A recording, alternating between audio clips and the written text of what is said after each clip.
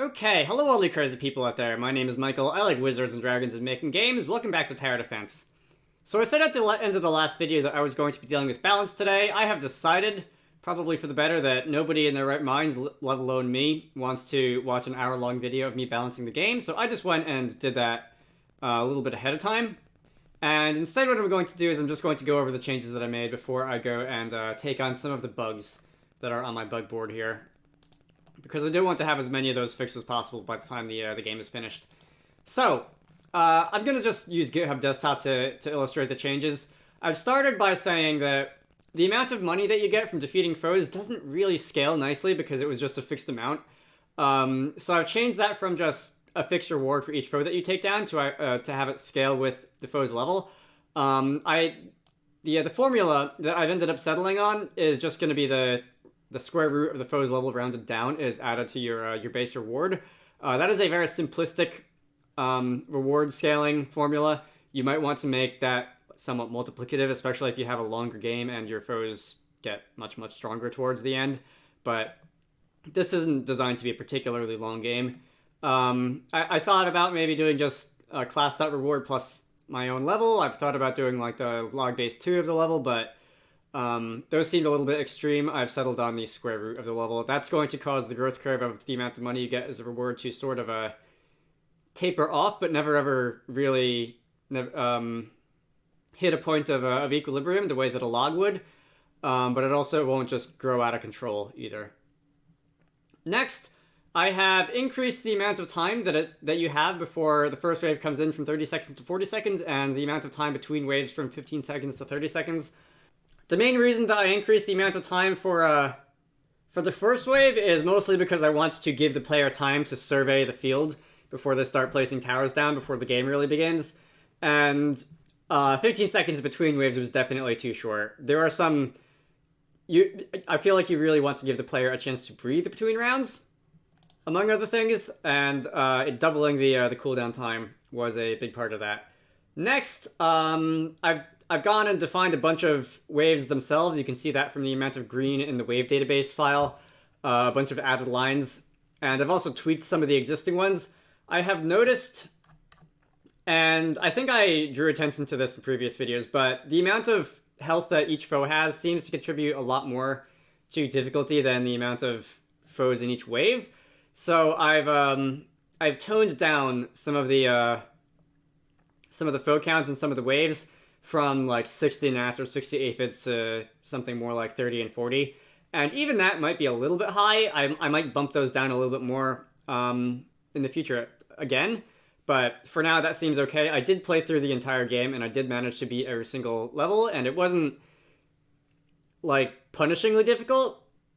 Although a couple of the later ones did take me a couple tries because they had shorter tracks with fewer points of crossover. Let's see. So I think I might have also reduced the levels of some of the foes. I think I did. Yeah, okay. Wave 7 of aphids is now level 5 instead of level 6. There were a couple minor changes made like that.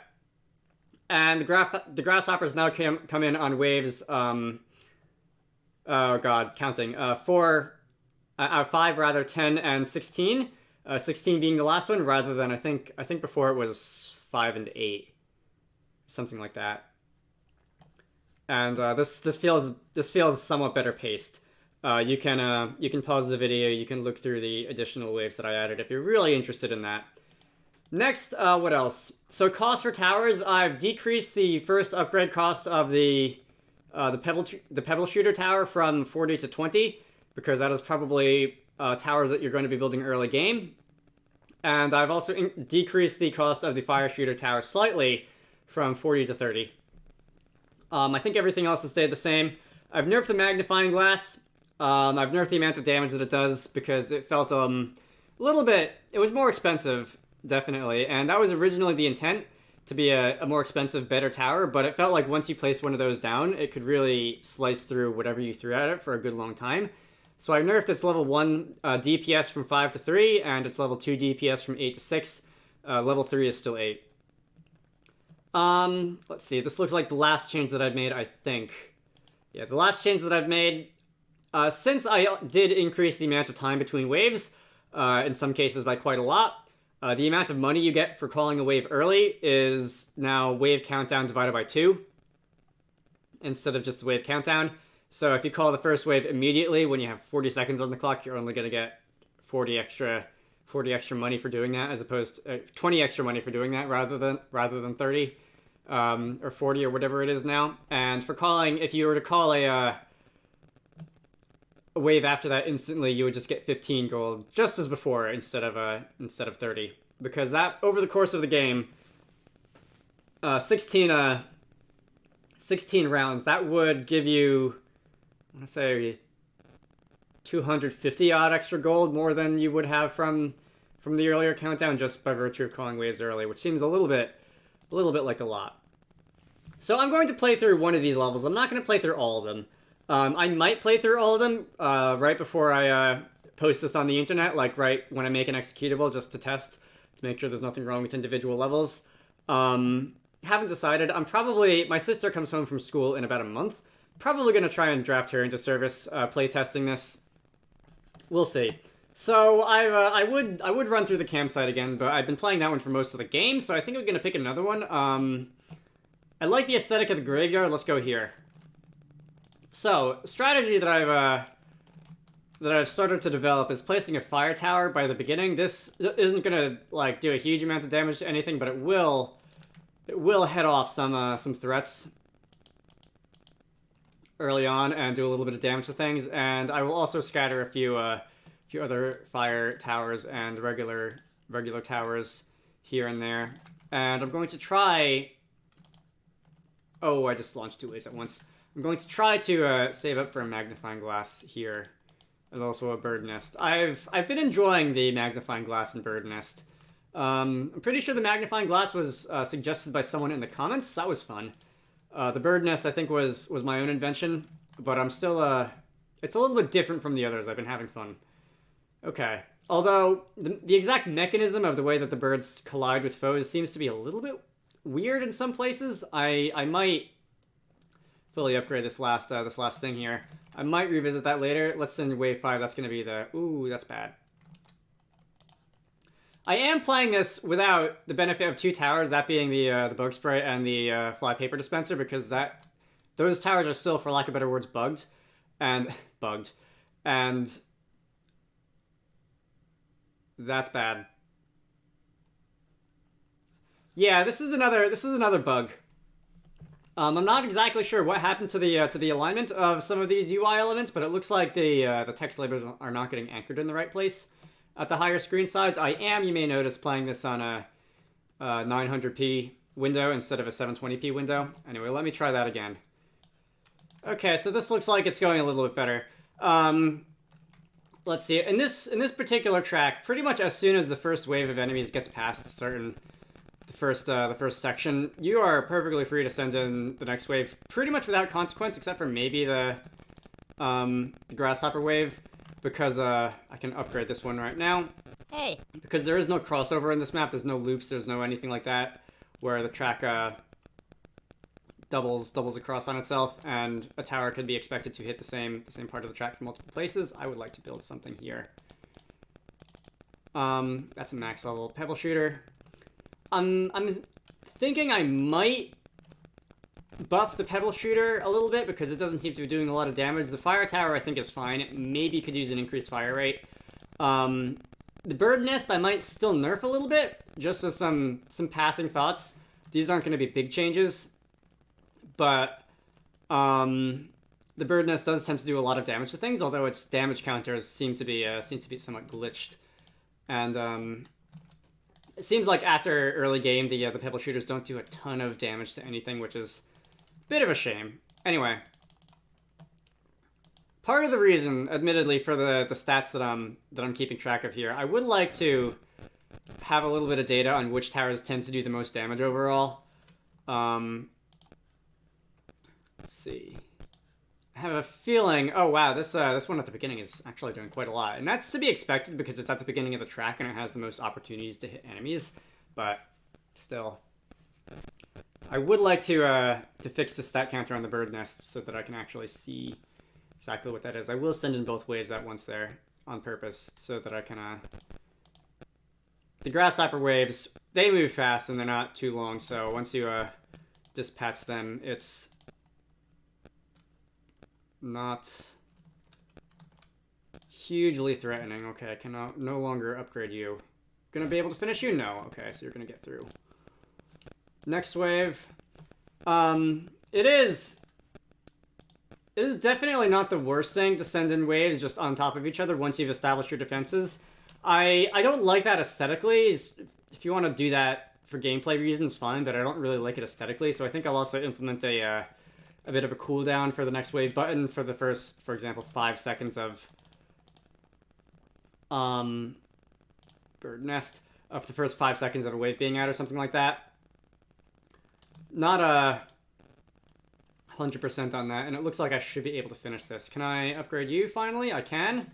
And I don't think I'll have enough money to get the magnifying glass upgraded, but hopefully I won't need to. That bullet just completely flew off screen. I hope those are despawning after a certain amount of time. I hope they're not just functionally being a memory leak. Anyway, that's the win screen. I can do next level. If I wanted to,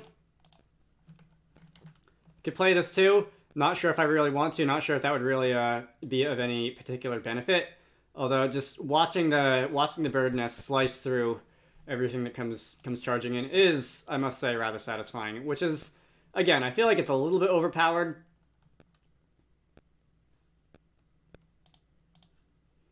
What'll happen if I just have everything just absolutely like rush? Alright, your range could be a little bigger. Yeah, we're gonna die. All right, that's fine. Oh no, I didn't die. That last grasshopper only did 1 damage instead of 2. Anyway, yeah, the fact that the magnifying glass can't take down that's lose. The fact that the magnifying glass can't take down the shield of the Nants definitely makes them interesting and a bit of a foil to the magnifying glass overall, which is what I was hoping for. Anyway. Let me get out of there. I have messages from me on Discord. I'm gonna close that so that it's not distracting me. And did I say buff the pebble shooter? Alright, the fire rate is probably fine. This is shots per second. The range is probably fine. The damage, I'm gonna make this like 3 and 4. Yeah, that's fine. Alright. I'll leave it at that. I'm more willing to buff something without extensively testing it than nerf something without extensively testing it, because the worst that can happen if I buff something is the game becomes too easy. The worst that can happen if I nerf something is the game becomes unwinnable, which is a bit of a worst case scenario, but all the same. Let's see.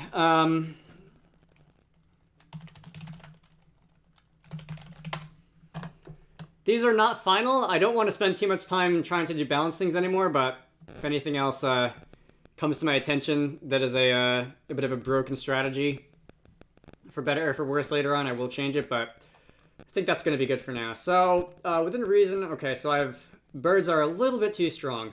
I think that's not as much of a concern now. The birds are fun, but I don't think they're OP. Anyway, I'm going to move this to the closed list. And glitches are something that I'm gonna start taking on. So the most obvious one is probably the UI alignment. That's the most jarring when you see it. It's not to say that the other issues can't be problems, but the UI anchoring to different points on the screen is probably the most problematic, at least for me. So first, what are your variable definitions? These are the buttons. Okay. You should probably be anchored to FA middle and FA left. This is, which one is this? This is next level. Okay, so I'm gonna edit the lose screen just because that is easier to induce. So if I were to anchor you to FA center and FA middle, that should fix the alignment issues for all of these things. I'm pretty sure center and middle are the same numerical constant, they're just called different things in code. which is a little annoying. But I want to be consistent with the way the game maker names its constants. And not like use center for horizontal alignment or middle for vertical alignment. Okay, so I'm going to run this. I'm going to lose on purpose. And I'm going to just make sure that these buttons are now in the correct place. If they are, I will run through the game, the other menus in the game, just to make sure that everything else is in the right place. Alright, so let's just send in a bunch of things at once. Set the game speed to 2x. And game slows down a little bit when I spawn everything at once, but not as much as I was expecting that it would. Okay, this is centered now. Let me just run through the other menus and make sure that they are as well. Okay. Okay, so the only other menu that I actually found in here that was improperly aligned was the level select. Let's see, let me just run through this again to make sure that it is correct. We'll lose the game on purpose. I already checked that one, didn't I? I'm pretty sure I already checked that one. I skimmed through all the other menus in the game and did not find anything wrong. This looks correctly aligned. I can quit the game. I can commit this change. That was very tedious, by the way. I'm thinking I'm generally happy with this game UI that I've made for this game, but I might make some changes to make aligning things to the different corners and/or center of the screen a little bit easier in the future. We'll see. Let's see.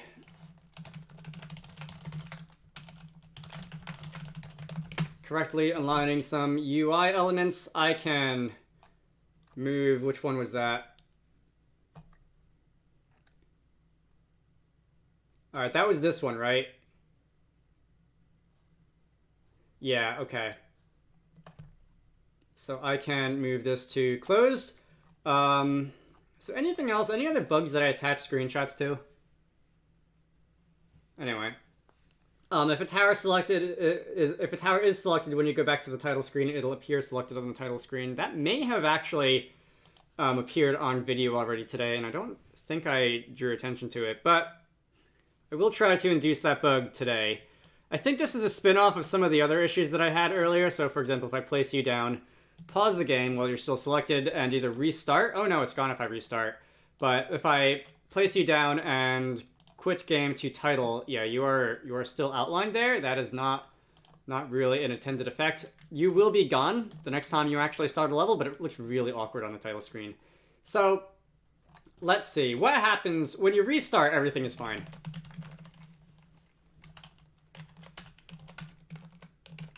So reset. Okay, so you know what? When you go back to the title, the game should essentially reinitialize itself as if you had actually reset the map or whatever. And since most of the cleanup duty is set when you reset the map, I'm going to just call self.initialize first. And that should perform all of the cleanup actions when you go back to the title, which might include removing all the towers from play, removing all the enemies, removing all bullets, whatever. Removing all the everything else. So if I were to like plonk you down there and build a bird nest and do a bunch of this stuff, we should, if I were to go back to the title screen, not have any of that here, which indeed it looks like we don't, which is correct. Okay.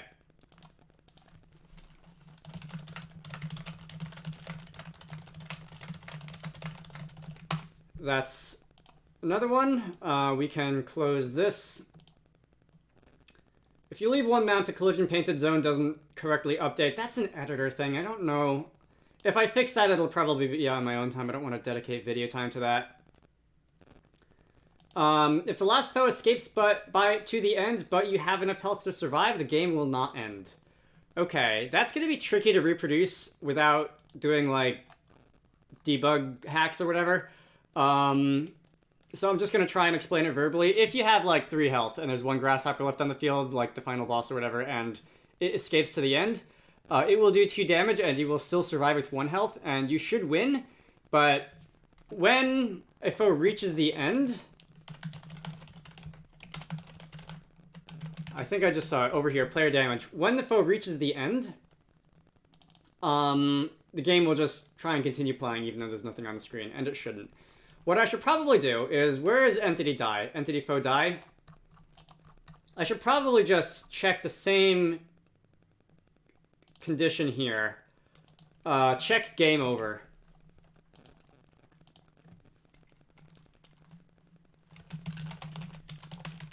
So if this is our own method, we don't need to invoke the singleton. This is our own method. If we check game over and we should win, that should just be that. All right, so let me. This is gonna take a minute. Let me try and put myself in this situation. I'm 95% sure that this should fix that bug, but I do want to test it first. Okay, so here we are at the end. I am going to slow you down. I'm going to try and take down, like, one grasshopper, and then...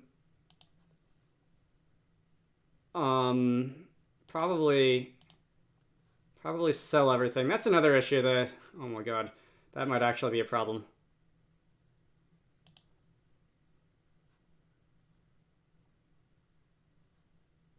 That's not what I meant to do. Neither win nor... Apparently, I forgot to update the alignment on these, too. Okay, that's fun. Okay, so I just need to let, like, one or two of these things through. I think this is the last one. I can probably... Okay, that's the last one. I can sell both these magnifying glasses as soon as I take this one down. And we should be able to see that this is going to be the last foe. It is going to damage me, but it is going to not... No, that did not trigger a game over. Okay. It should have.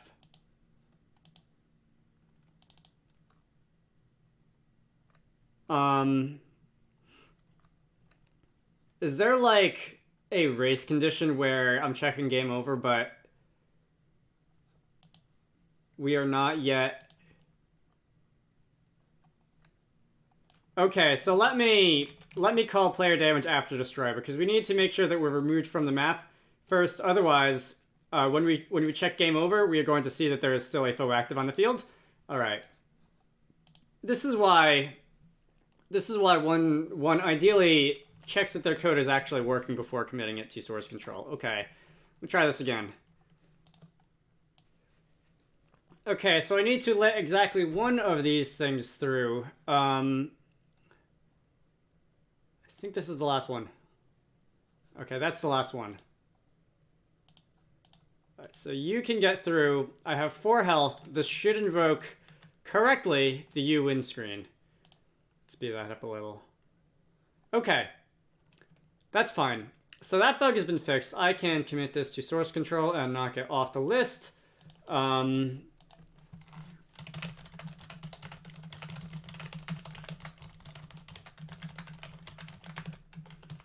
Like that. I can move this over to close.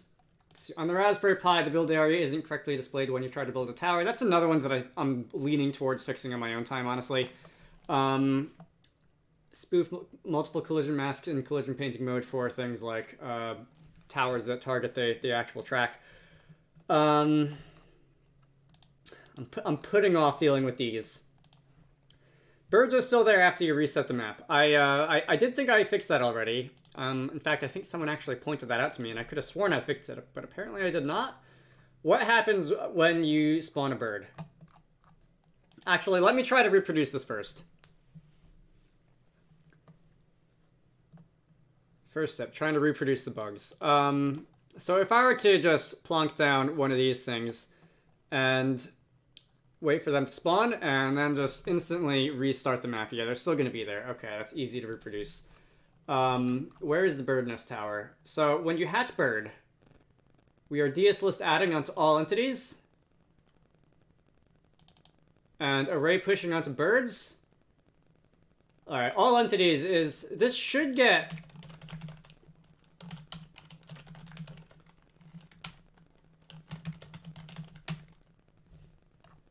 Like, what happens when you hit the reset button? Or try again or whatever. I think this also happens when you lose and you say restart. I'm hearing a very Very faint buzzing in the background. That is very annoying. I hope that's not audible. The last time I heard something like that, it was because the USB cable that was plugged into my microphone was having some issues.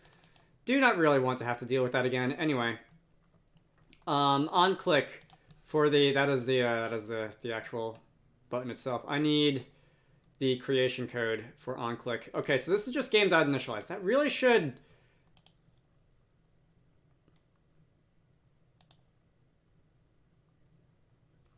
Oh, you know what? It doesn't clear things from all entities, because that would also include things like game world objects that need to get rendered. Oh, that's fun.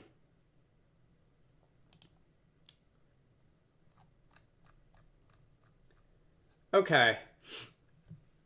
I have a way of dealing with that. I don't like it, but it should get the job done. We're going to go to just entity. And there's a separate type of environment entity, right? Yeah, okay. Let us iterate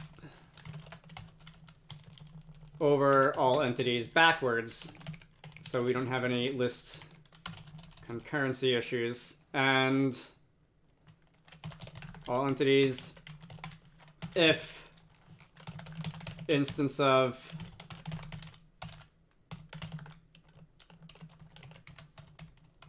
all entities at that index equals entity env. You know what? Hang on. I don't feel good about that. What if, because I don't remember off the top of my head if there are entities that have been subclassed off of the environment entity, so I'm just going to say persist and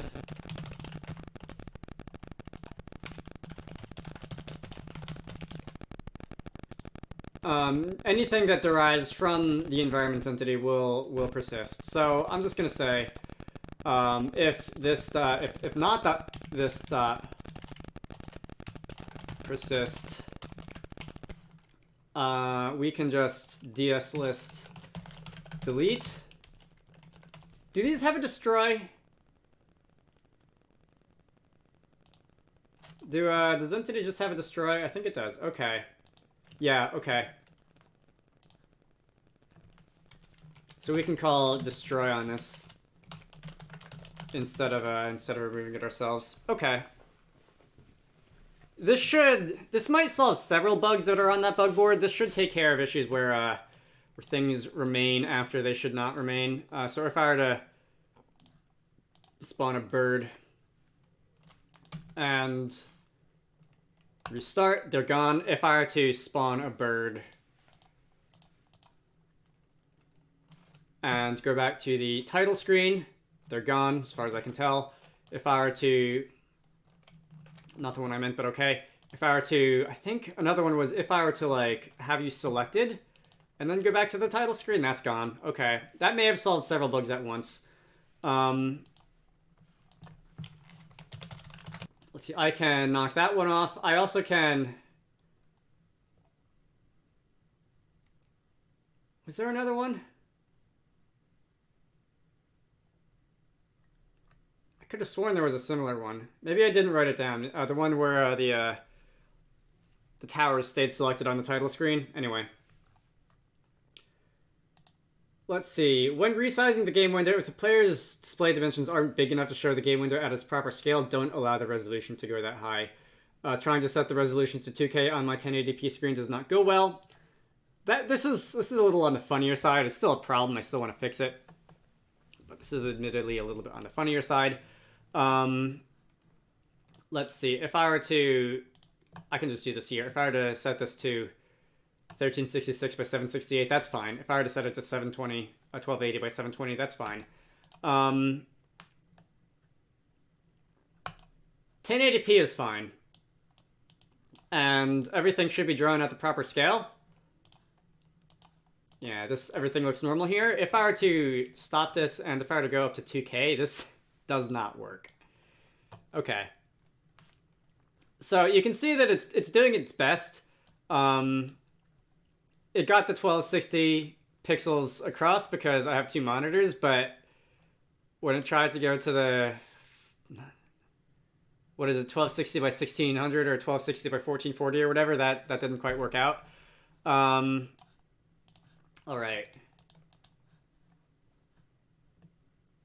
I have to think about this one. Let's try first, what is the list of screen resolutions? What is the list of acceptable screen resolutions?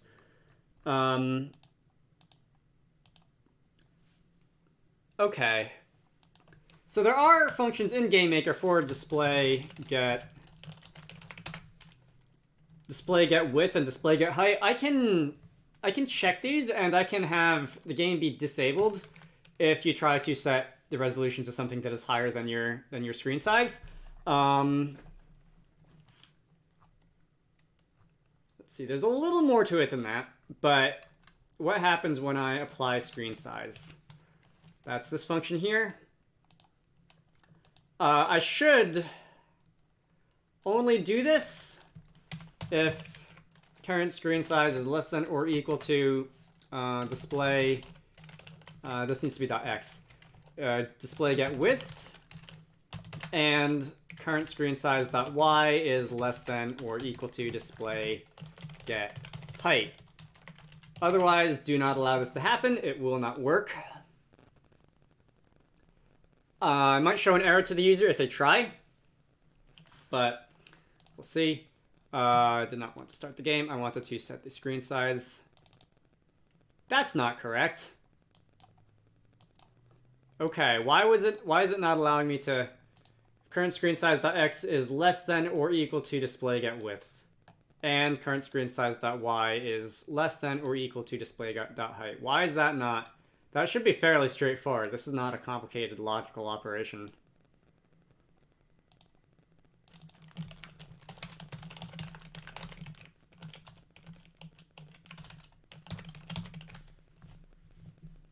Is this not what I think it is?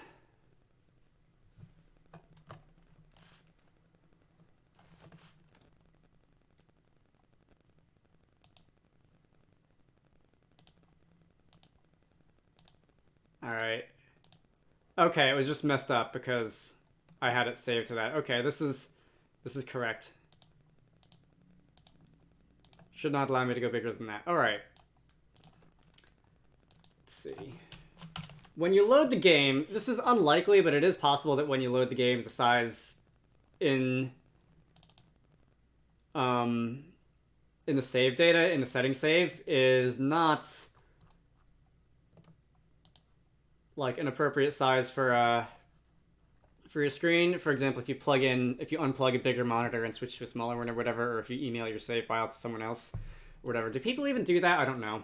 So I'm just gonna say when you say current screen size.x equals that, I'm gonna say this equals the minimum of whatever's in the save data and display get width, and on the y it's gonna be the minimum of that and display get height.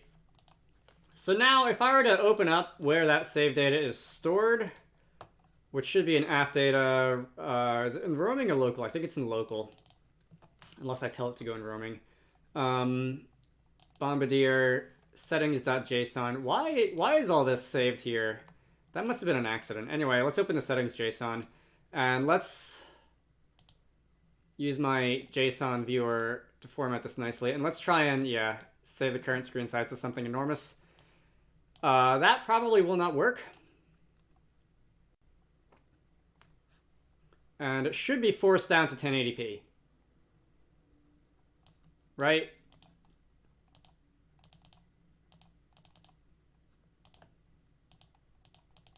Alright, can't go higher than that. Alright, that's fine.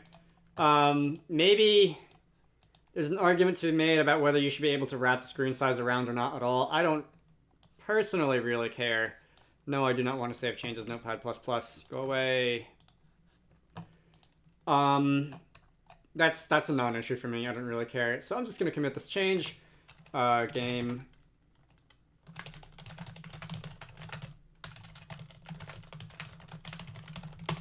Game screen size can't be bigger than your monitor. I'm also going to have There's a window center function, isn't there? So that when you change the screen size, it will automatically be put into the middle of your screen. This should, among other things, make sure that... Why is there like...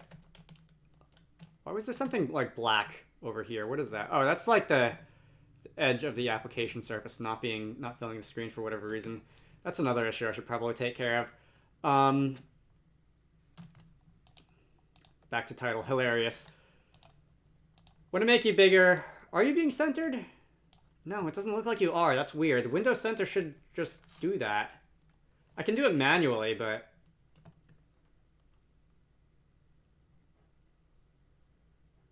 It might be the fact that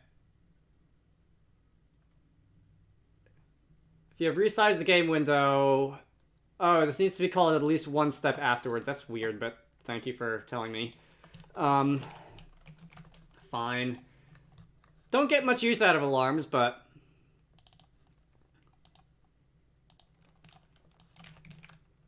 Alarm 0 can be window center.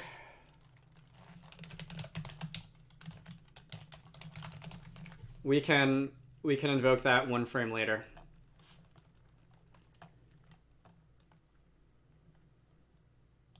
Alright, there, I saw it centered here. Okay, cool. Very good. Nice. Alright.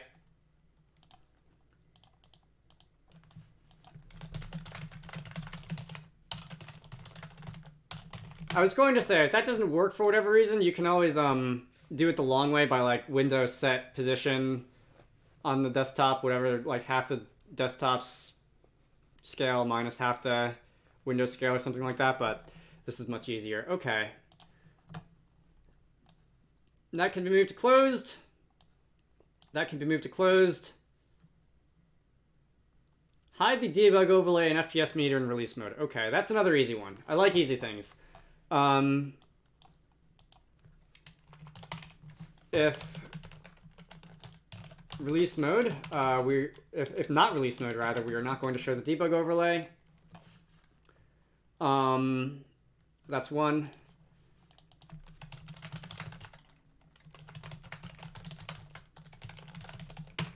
FPS mode, honestly, the FPS counter at the bottom of the screen, honestly, could be helpful for the player to send me diagnostic information if, for whatever reason, the computer they're playing on is struggling. It would be helpful for me to have this information, so I think I will actually not hide that in release mode. Anyway, that can be closed. I've been going for 58 minutes. I think I'm gonna just do one more thing and then call it here. There are other items here, of course, but some of them I'm gonna do on my own. Some of them I'm gonna dedicate a proper amount of time to. Normals are rendered on the tower texture when you try to build a tower. That's hilarious. I don't want it there. It looks really funny and arguably cool, but it also looks like something's wrong, so I don't want it there. Let's see. Cancel building a tower by right-clicking on the keyboard or UI button or something. The thing that I had in mind, when the... Where is it? Pre-draw is not used. Can I get rid of that? I don't think I need that anymore.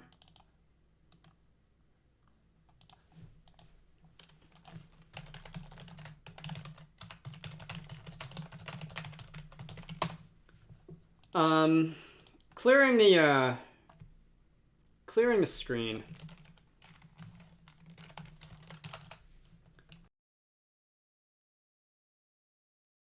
Okay, yeah, I legitimately have no idea why it's doing this. I could swear that was, like, this... It was not a problem before, but it seems that...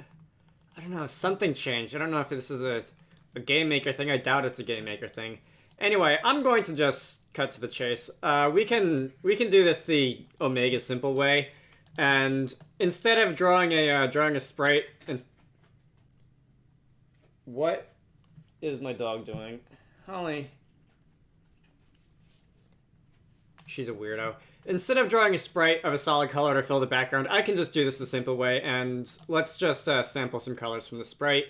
And instead of drawing the sprite, we're just gonna draw clear the color.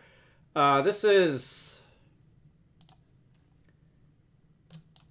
this hex color, 60 D0F7, I am going to index these somehow.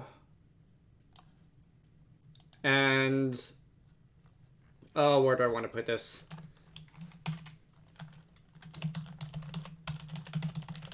Sky colors is going to be an array. The first one is going to be, I've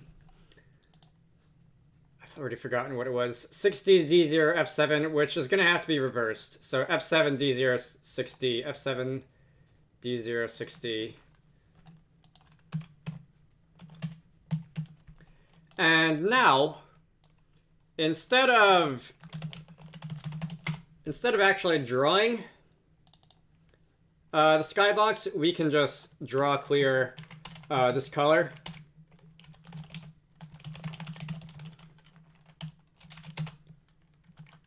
Was it sky colors? Sky colors. Index self.skybox type. And we can just not have to deal with that. And I should, instead of sprite get number array, length self.sky colors. And everything should be in working order. I'm going to run the game. I'll just pop into editor mode real quick to make sure that it draws the correct color. I can delete the skybox sprite. It's not like I need that anymore. This is probably slightly more efficient than, what is it, F8 is terrain mode? This is probably slightly more efficient than drawing the sprite anyway. Oh no, is it map settings, F9? JA cycle skybox, there we go. Yep, alright. Perfect. I can get rid of SPR underscore skybox now. Alright. Again, not sure why that was an issue to begin with, but it was. I said a minute ago, or at least in video time it'll be a minute ago. For me, in real life, it will be, I think, yesterday. That I was gonna cut it off here, but honestly, I thought about it for about 5 more seconds, and I don't want to do another bug fixing video if I can avoid it. So let me just make this one long.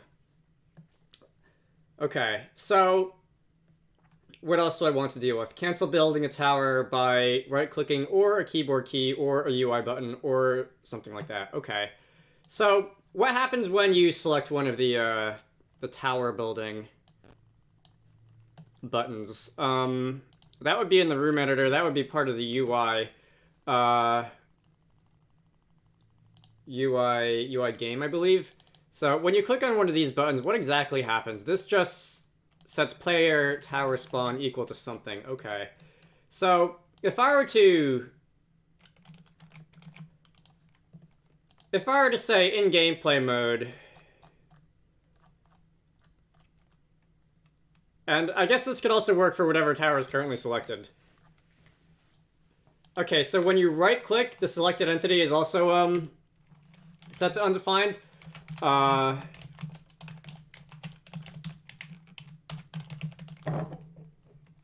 Let me just have that also apply to the to any selected tower. So first, I'm gonna run the game. And let me start a level, and let me just plop you down there. If I were to right-click, you're going to be unselected. If I were to have a tower that I'm about to build on my cursor, and if I were to right-click, then we would unselect. Okay, great. That is a one line of code fix. I like the one line of code fixes. I mentioned, what was it? A button to cancel building? Do I want to? This game is very close to having the entire thing being playable on, just with the mouse, not with a keyboard. Do I want to go farther with that? Like, I could hit escape. You could cancel building with the escape key or something. I don't know. I'll leave it at that. So this can go into the closed pile. Normals are rendered on tower textures when you try to build a tower. I still have no idea why that's a thing. If I can figure out how to reproduce it, that'll make my job in tracking the bug down easier. As far as I know, normal should not ever be being set to the, like, the fragment color or anything like that, but I think if I were to, like, try and build a tower where I can't, Like, if I don't have money or something.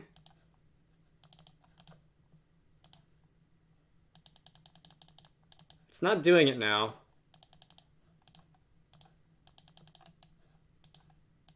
I am not 100% sure how to reproduce that bug, but I definitely saw it on a number of occasions.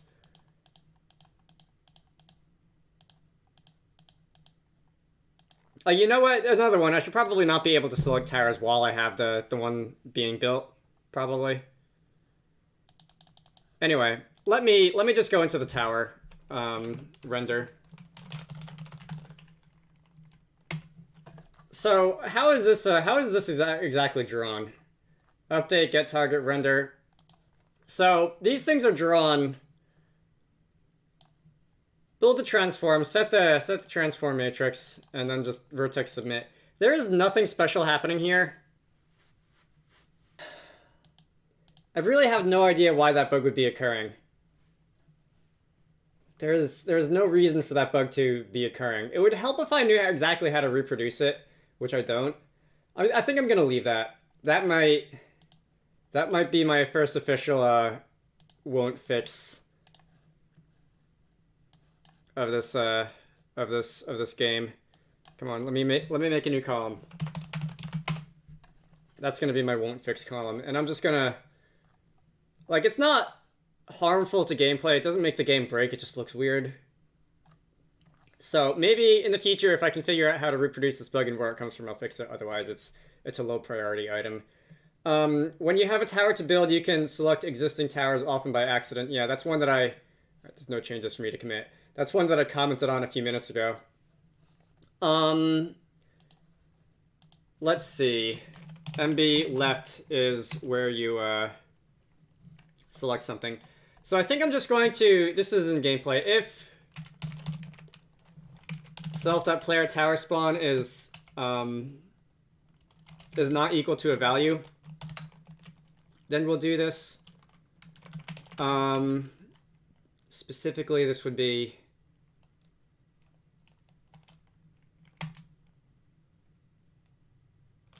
in here, right? So if player tower spawn, that's when we're going to spawn a tower. Else, we're going to do this routine. I just went into overtype mode. Trying in vain to enforce the use of the self keyword. A lot of people apparently don't like doing this. A lot of people apparently don't like using self just to indicate an instance variable. I used to not care, but then I decided that it really helps to drive home the point of what the scope of a value belongs to. Even if you're just running the code within the definition of a struct instance like this, but I prefer doing that. It makes me feel better. Anyway, let me run the game, and we'll see if that fixes this issue. So I'm gonna plonk down one of you. I am going to. All right, excellent. I am attempting. Interesting. Okay, so I'm attempting to click on you. Nothing's happening, which is good because that shouldn't be happening. You can barely see, and it might be more obvious with a smaller. You still have the old model. It might be more obvious with a smaller tower object, but if I mouse over this, like the pebble shooter tower, you can still see that it is lighting up, which I don't think I like. So let me first commit this change. And let's see. I believe this is checked in the render method when you're like looking at selected entities, and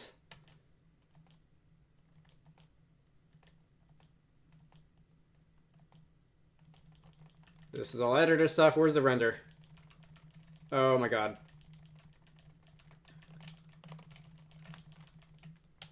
All right, down here. If editor hover entity. So if this is the case and not player tower spawn, we will draw the outline around the hovered entity. Otherwise, we won't. Right? Oh, that's for editor. Hang on, that's the wrong one. I want this one. Like that. Okay. This should prevent a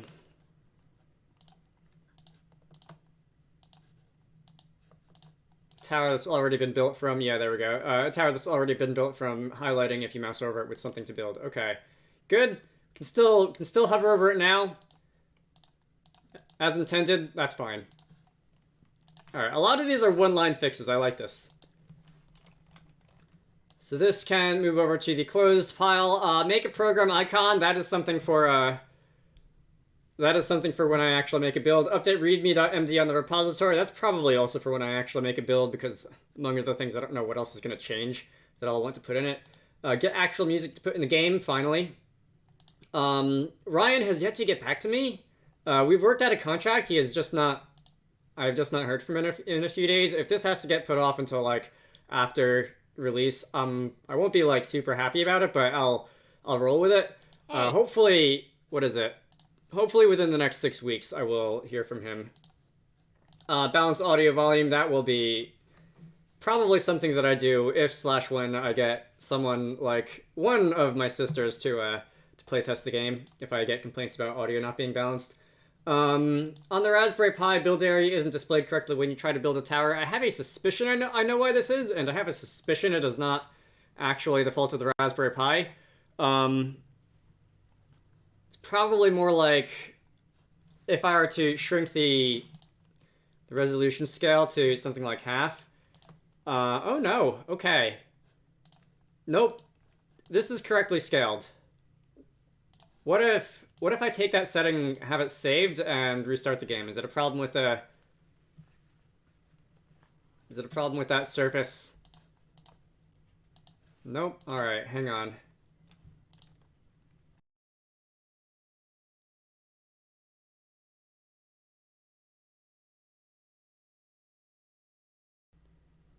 I am starting to think that maybe this is an issue coming down to the way that GameMaker generates its texture pages on different platforms. I do not have a regular Linux machine on hand right now, at least not a functional one. I also do not have a virtual machine set up. This is definitely leaning towards this being something that I do on my own time, that I fix on my own time.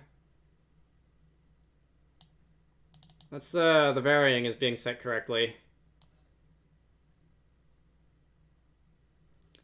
I think I'm gonna poke this more on my own time. Alright. So let me close out of this. Let me go back to single pane. I will not drop this one over to the not gonna fix the no thanks column, but I will deal with it later. Alright. If you leave one map, the collision painted zone doesn't correctly update. I'm going to touch collision painting later anyway. See, I can actually undo that because I want the Windows version, the Windows version to indeed use the fragment shader version of that shader. Probably not that it matters because there are no curved surfaces in this game, or point lights or anything, but whatever. Well, at least I got one bug fix out of that. Setting for particle density, that shouldn't be too hard. So, where is the,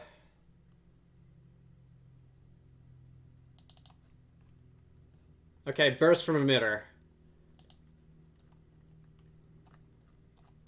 Let's see. This should be fairly simple. I'm going to have a setting that belongs to the game. That you read out of the JSON, and it's going to be something like particle density. Where are these initialized? I'm going to initialize this to 1. When you save the settings,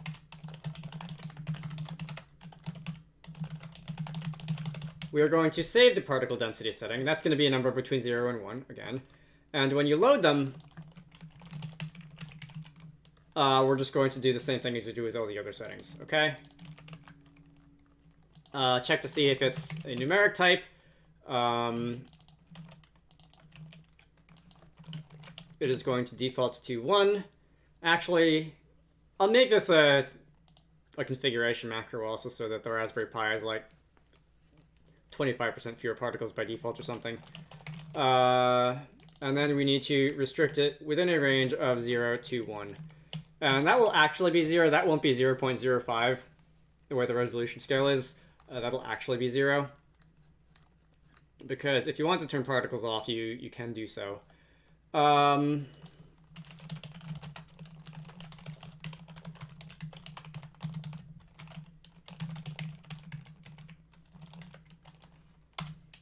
What did I say? 0.75? Okay. And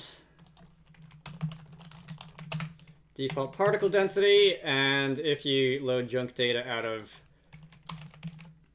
the configuration settings, we're going to have default particle density. So in the particle system, when you burst something, amount is going to be times game dot particle density. That is a regular burst from an emitter, and this is a burst from an emitter with a radius. And that's going to be very much the same thing.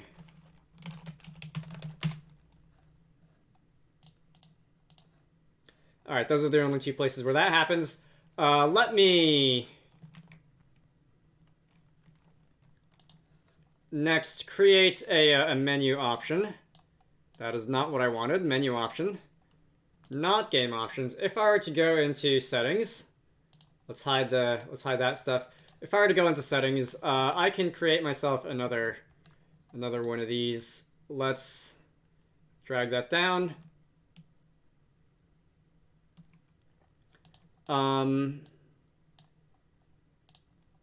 What's this button? This button is the full screen button. Okay, so I'll put it underneath the full screen button. Let's drag these down. I believe this is volume.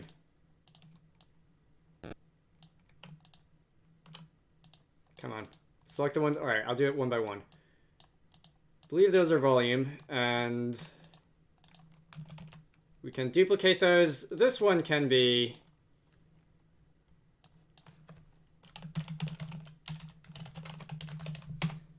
get the label particle density. When you click, oh no, this is just a text label. This isn't a button. The get text can be string game dot particle density times 100%,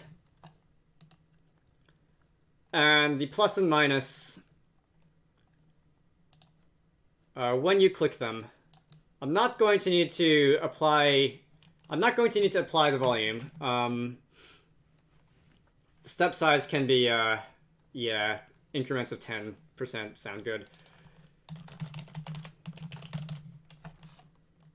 Let's see. Now, this is a setting from 0 to 1, and sometimes if you try to, like, increment or decrement settings from 0 to 1 by, like, 10% or 5% or whatever, you can get some floating point annoyance. So I'm going to just multiply this by 100, and then divide the whole thing by 100. And I'm going to do the same in the minus version.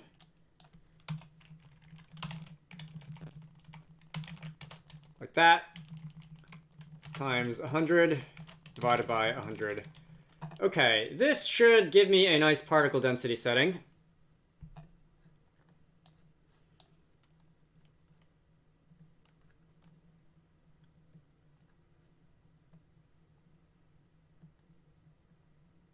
Game. Oh, it's going to the Raspberry Pi, isn't it? Okay, so let me increase the resolution there. I can. Oh, this is. I should probably set the default to like 0.6 or something like that. But if I set it to 100% and do something like, let's build a fire tower. and try and inflict burn on some of these things. Yeah, that's burn. And if I were to go and set the particle density down to like 50% and resume. Is that a reduced particle density? Let's set it to 10%. That should make it obvious. Doesn't look like it is. Okay, that's annoying. I know the value is getting set because it is getting displayed by the text label, but if I go to particle system,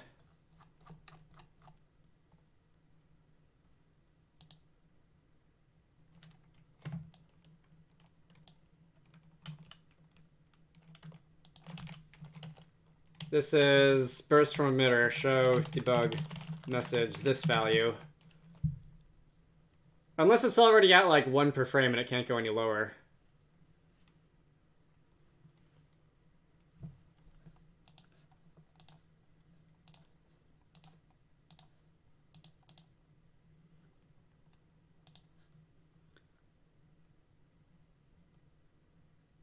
Alright, so I think what's happening is I can't burst fewer than 1 particles per frame. Let's see.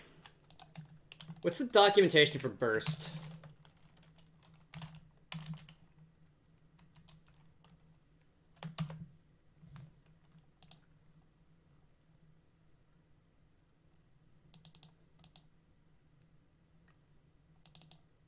Yeah, okay, so it is per step. So what I should do is, hang on, let me do a little bit of probability here.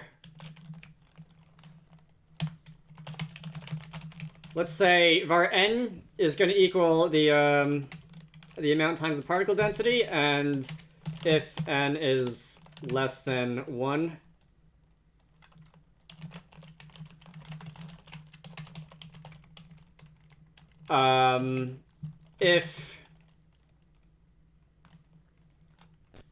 okay, so if n is less than 1, so if we have like 0.5, that should mean that every other frame, or at least there's a 50% chance of a particle getting emitted per frame, which means you want a 1 in 2 chance.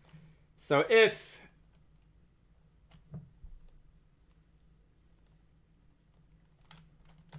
random between 0 and 1 is, I want to say less than n, then emitter.burst, else don't. Okay, that should be the math. If n is greater than 1, you'll just emit as normal. And I need to actually finish the line that I started writing here. If that works as intended, I will carry that over to burst from emitter radius.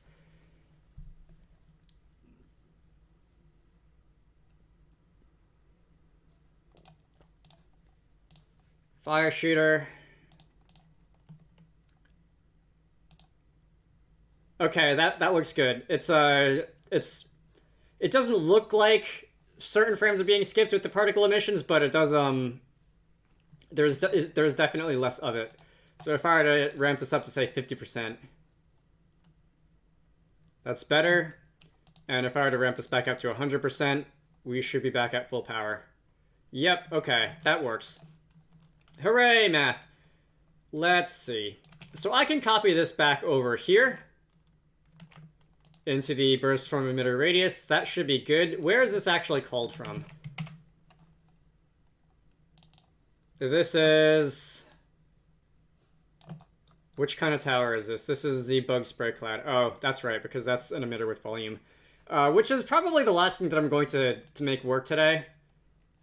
In the bug fixing video. I can move setting for particle density over to closed. Let's see. So I'm going to close all of these. I'm going to close this. Oh, wait. One more thing. I did want to just on the screen. This is a little bit not aligned. Can I bump this closer to the middle? There we go. That'll do it. Now you're at the middle of the screen. Okay, so there is now a setting for particle density, and I've already verified that it was saved because between different runs of the game, it was oh gosh, the setting was getting saved, which is fine. Okay. What else do I want to do? If you leave one map, the collision painted zone doesn't correctly update. I don't know if I care about that because that's an editor only problem, and it's admittedly not a really huge problem, so I might not bother with that. Raspberry Pi build area, I said I would poke that myself because that seems to be a bigger problem. And spoof multiple collision masks in collision painting mode.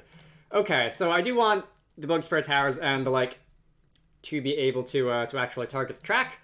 So where is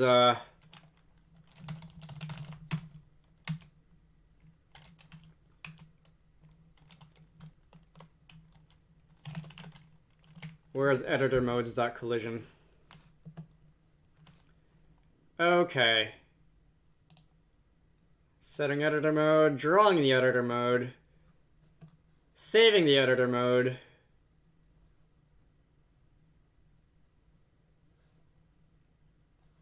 Where is the code that actually runs when we are in that editor mode? Okay, wow, I was looking right at it. So, if mouse check button and be left, draw circle color. If mouse check button and be right, this is basically where you go erase. Instead of having C white and C black, I think I'm going to make this C underscore red. Actually, you know what? Okay, hang on. So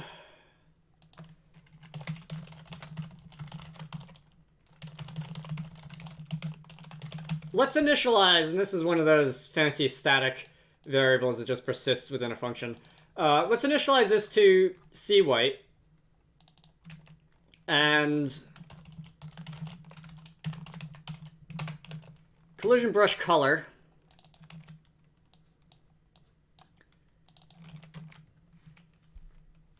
This will make nothing change, but I will say if I don't know, if keyboard check button like the O key or the I key or something like that. Let's see what buttons are already claimed. Oh, actually, none of them are for this mode. We can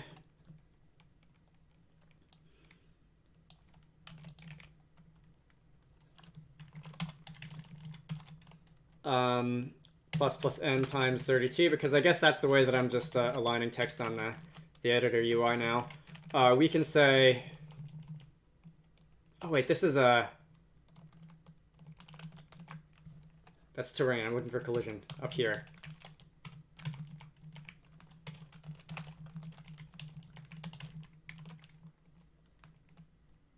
Can I say like 1 tower collision, 2 track, something like that? No, do not open a new IDE. Cancel, cancel. And then if keyboard check. Okay, so if you hit the 1 key, the collision brush color is going to be green. Otherwise, the collision brush color is going to be white. White is just general tower collision. If you try to place a tower, every cell in the region where the tower's footprint would go is going to need to be white. Otherwise, if I were to go into collision painting mode, the game is going to crash because I have not initialized n, and I need to initialize n. Okay, thank you, myself, for forgetting to copy and paste the one line that would have made the game not crash.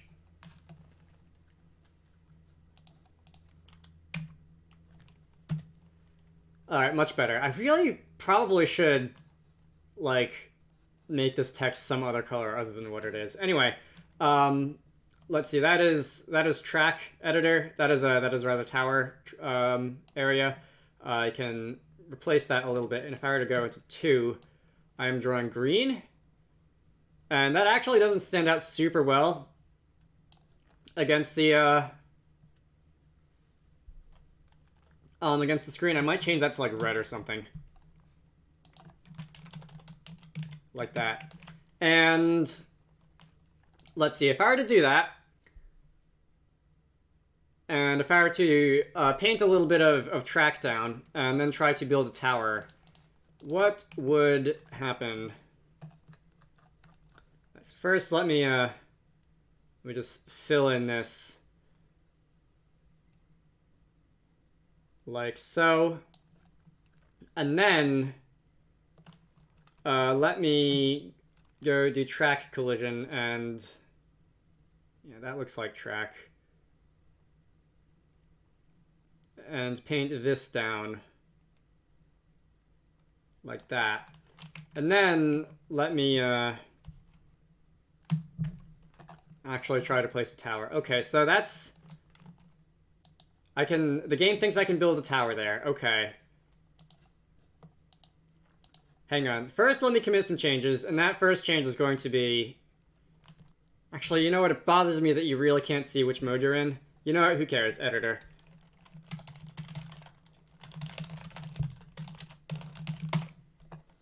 Alright, we'll commit that change, and then... How is collision free evaluated?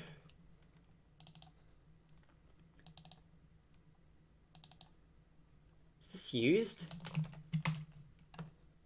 Oh, it is.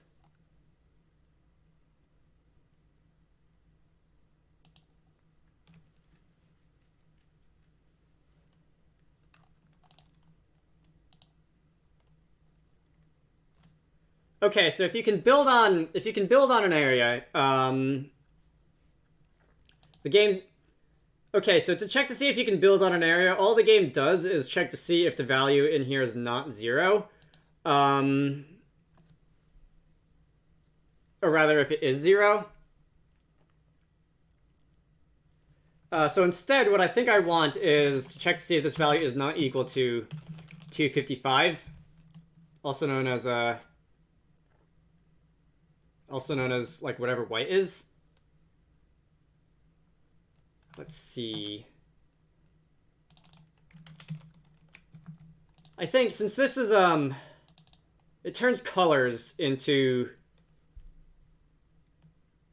like 8-bit bytes.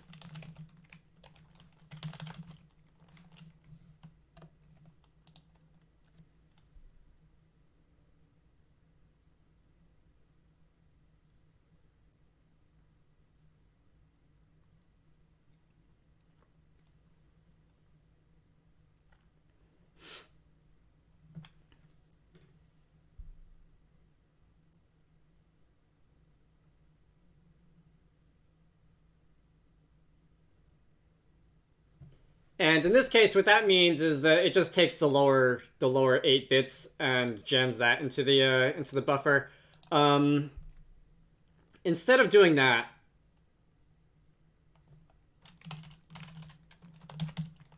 if color equals C white, else if color equals C red, else.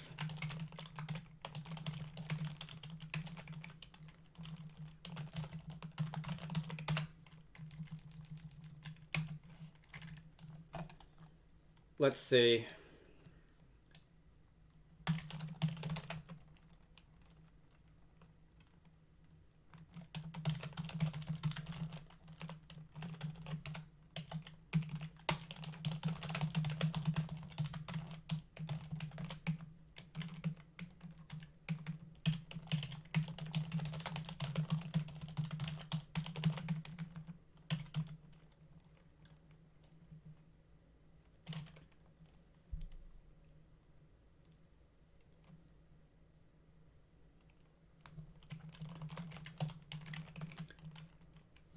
Okay, so collision filled is going to be 0, collision path is going to be 1, collision free is going to be 255.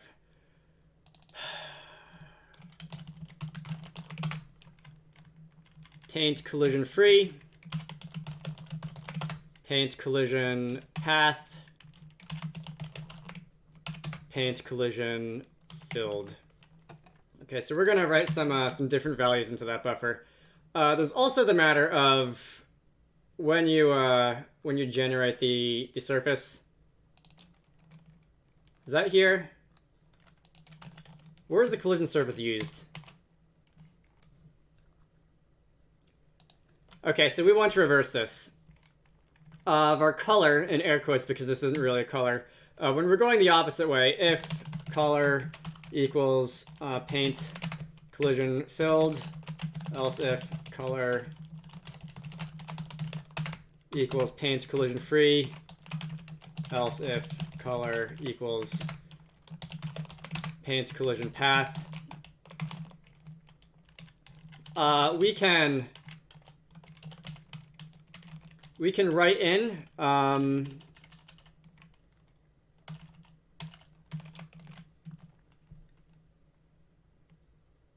we can write in red there. If you're free, we can write in white, and if you are filled, we can just write in black. Okay? That should not change anything about any of the existing data. We should just be able to identify path now. Hopefully. I know this is a little bit of a weird one, but in my head this works. If I were to just paint over some of this and try instead to do this.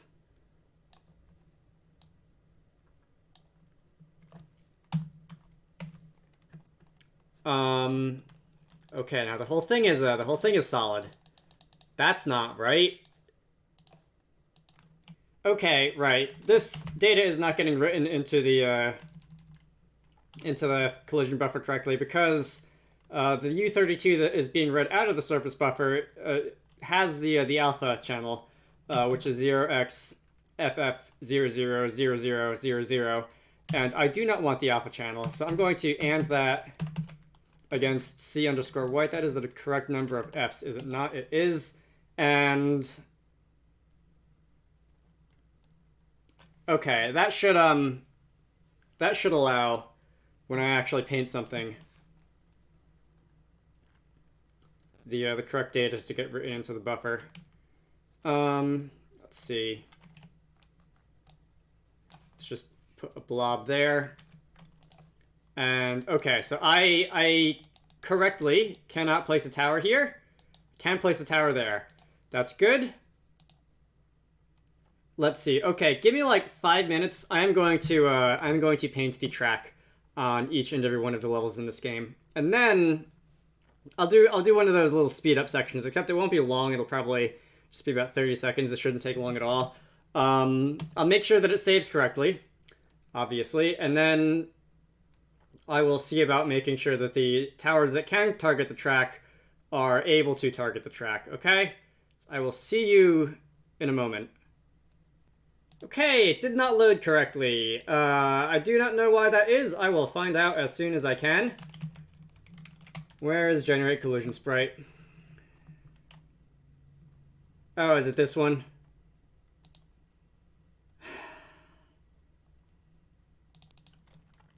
Guess I'm gonna have to write this out the long way. Let's just do another if color. Okay. I should probably macro these values at some point. Seriously. Nope, that didn't do it. Okay, so I'm actually not sure why that wouldn't have worked the first time, except for maybe the possibility that I just didn't save it. And I thought I did. Anyway. That's definitely the problem, the solution to the problem that I'd like to have is just, like, actually remember to save your work. But, yeah. Let me finish this.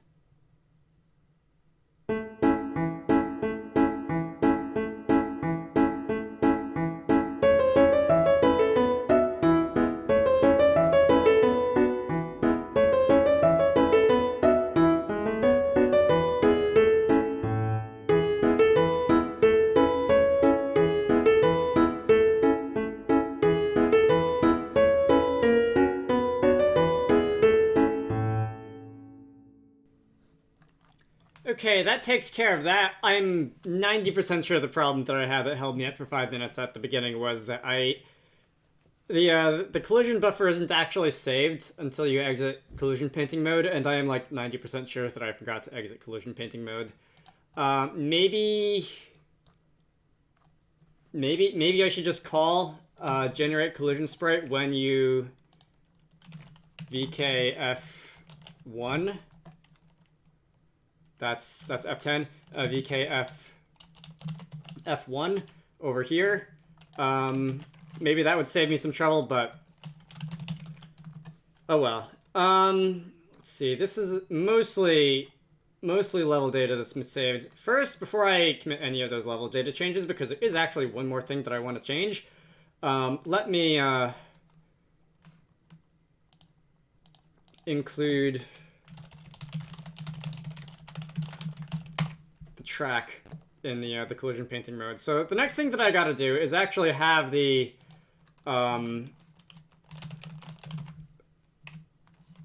bug spray towers land in a position where they can. So let me go into collision as path, and I believe this is just going to. Okay, so this is going to look a lot like collision free, except instead of looking in the grid, I am going to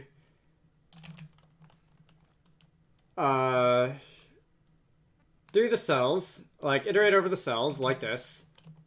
Oh, you know, okay, I'm gonna need to grab all that junk. Don't need the collision grid, and check if this is not equal to paint collision path. That should be the only change I need to make here. And this should be enough to allow the bug spray towers to actually spawn spray on the track. So let's try this. Bug spray, we can apparently. Okay, so we know where the track is. We know where the track is, but it's not being drawn properly. Okay, I have a feeling I know where that is. That being the shaders, but we can spawn that. We can send in some things. Are you not going to? All right, there you go.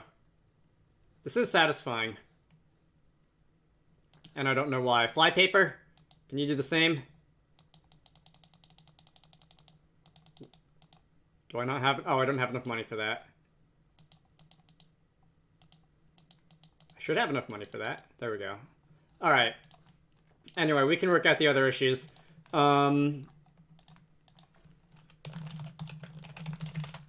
Track targeting towers can target the track. I swear that is not intended to be a tongue twister. One other issue that I noticed, and this was just happening as I was going through all the levels doing collision painting, is you may notice if you look somewhat closely. Oh no, it doesn't appear to be that. Okay, it's only here with some of them. But the normals are a little bit messed up on some of these, and honestly, it looks like this. All the normals that are messed up are the ones that are see if I can get an overhead view to see it better. Not really. These are the models that I added later, which probably means that somewhere in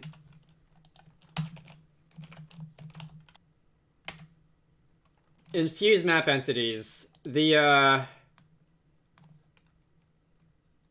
normals are not getting calculated correctly. You know what?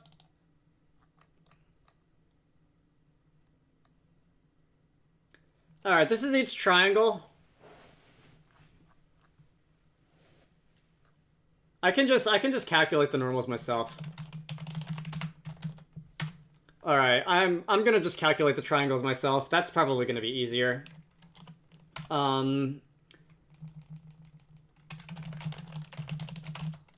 New normal is going to equal triangle normal. This is gonna take 9 values. This is gonna be xx1, yy1, zz1, xx2, yy2, zz2, xx3, yy, it needs to be a 3, yy3, zz3.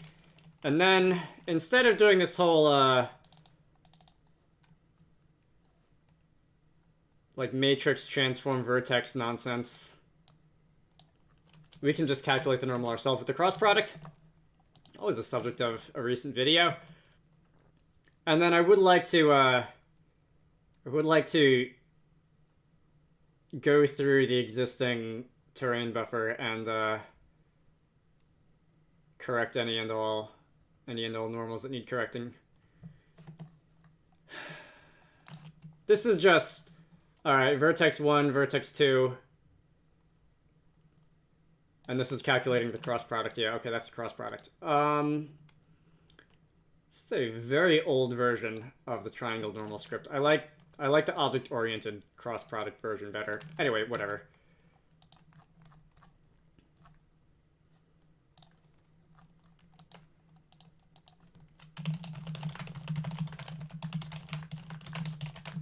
Calculate triangle normals in a less dumb way.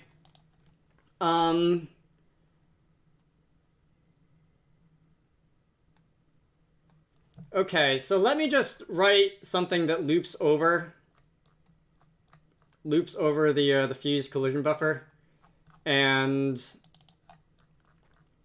manually calculates everything's normal. What is fused data? That is okay. Fused dot, yeah, all right. Fused dot raw. Okay, this is gonna be tedious.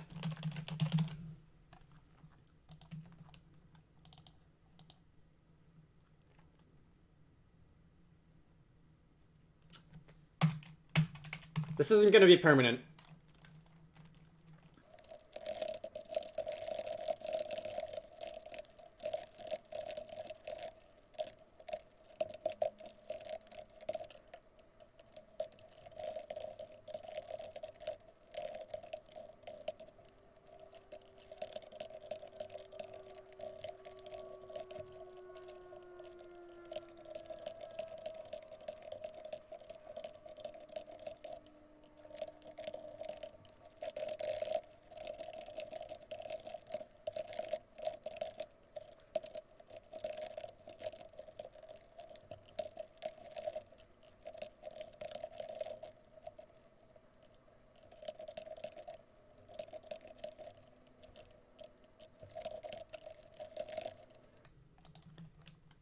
Okay, I have hard-coded in recalculating all the triangle normals when you save a map. I am going to commit the changes that I've already made to the maps, because just in case this code is wrong, I do not want to have to paint the collision again.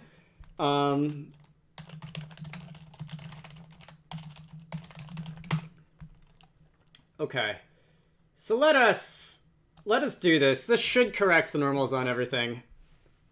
All I'm gonna have to do is open each and every map and resave it. If I were to go into editor mode here, we can see that the normals on some of these trees are a little bit messed up. And if I were to save that, and it probably won't even be reflected automatically. It's gonna take a little while because it's got to do a lot of math all of a sudden. It probably will not be reflected automatically. Oh, you know what? Okay, I am a big dumb. Hang on. I plus equals, what's the vertex size? 84? It is 28 times 3. That is, I'm pretty sure that's 84. That is a mock-up for something for Wizard Ducks. 28 times 3, 84.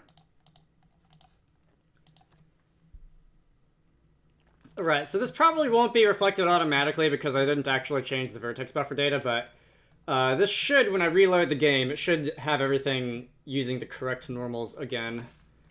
I hope. Please? Awesome. Alright, that worked. Map didn't get destroyed. We're off to a good start.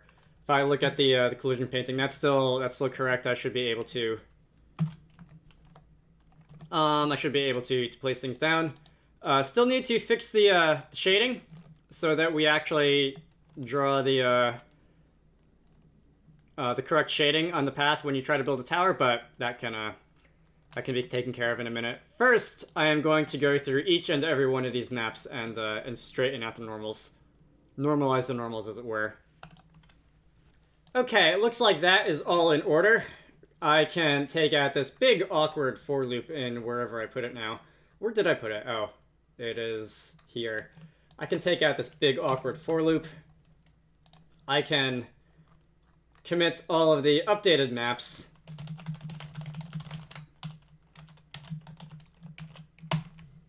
And there's a couple more minor issues that I noticed.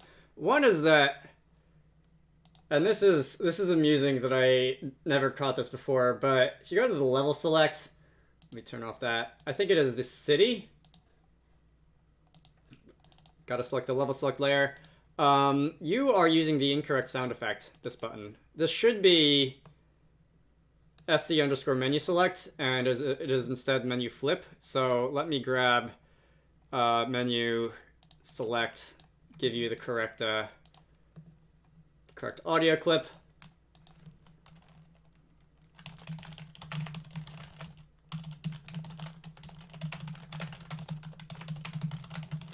And lastly, and I swear this will be the last thing that I do today, I kind of want...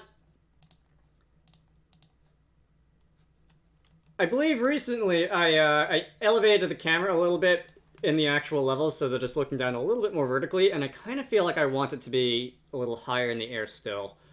So if I were to run the game now, this will be the most minor fix ever. Yeah, I kind of...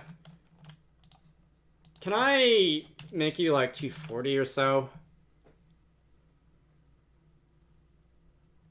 So camera from level will be about twice as high as camera from title. Right, I think I like that better. I definitely like being able to look down across the map a little bit more. All right. Oh, I did say I'd also fix the shader. Okay.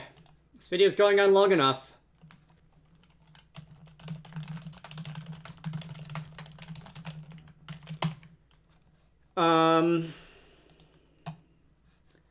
Let's see, where would that be? That would probably be in here. Down at the bottom,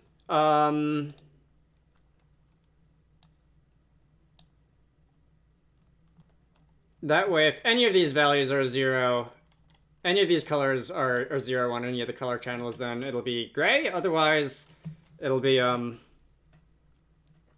it won't be. Because right now, oh yeah, GLSL does not take multiple arguments to the min function. It is not variadic the way that some other languages are, some other CPU languages are. Okay. Please. No. Path. Should be drawing. And I had forgotten that I was still trying to build the game using the Raspberry Pi configuration, and therefore I was editing the fragment shader version of the lighting shader, and I really should be editing the vertex shader version of the lighting shader. Perfect. So I've the equation that I decided to go with was basically just the grayscale version of the color, and the result of that is rather nicely, I think. Instead of just being a two-tone gray and white, where you the path just looks like any other area you can't build it. The path is slightly lighter, meaning that you can actually see where the path is, which may be important should you want to plunk down something like a poison tower. I'm also realizing now that I'm trying to actually place towers that the path is a little bit thick, and I should probably thin that out a little bit, but I'm going to do that on my own time. I don't want to waste any more time here. We are turning vertex normal, face normal colors. I still have no idea why. I'm going to stop now. This is going to hopefully be the last level design video. Let's see.